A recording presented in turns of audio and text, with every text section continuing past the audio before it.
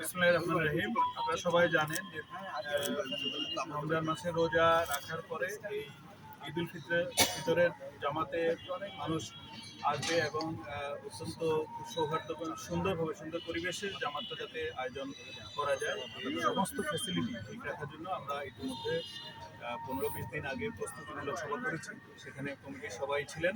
পুঙ্খানুপুঙ্খভাবে আমরা প্রত্যেকটি ডিসিশন আমরা নিয়েছি এবং এটির সার্বিক তত্ত্বাবধানে থাকে সিটি কর্পোরেশন। আপনারা জানেন এখানে প্রশাসক মহোদয় আছেন, উনি বিস্তারিত বলেছেন।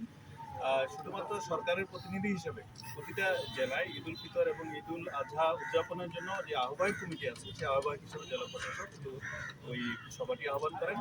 এরপর সার্বিক ব্যবস্থাপনা থাকে সিটি কর্পোরেশন এবং সিটি কর্পোরেশনের ব্যবস্থাপনা আপনারা দেখতেই পাচ্ছেন এবং পরিদর্শনের জন্য এখানে বিভাগীয় কমিশনার স্যার সহ ডিআইজি মহোদয়, মেট্রোপলিটন পুলিশ মহোদয় সহ আপনাদের উপস্থিতিতে এই পরিদর্শনটা আমরা করে গেলাম। এখানে আজকে সন্ধ্যার মধ্যেই আপাতত আমরা ধারণা করবো সমস্ত প্রস্তুতি শেষ হয়ে যাবে।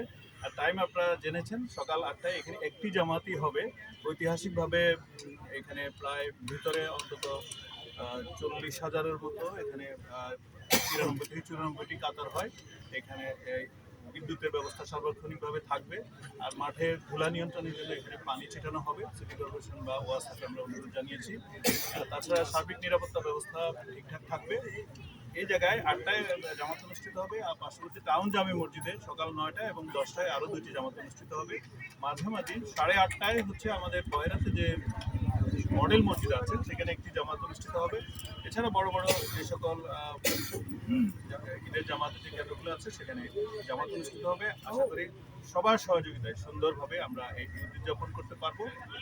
এই ছিল আমাদের ঈদের জামাত অনুষ্ঠানের। ধন্যবাদ সবাই।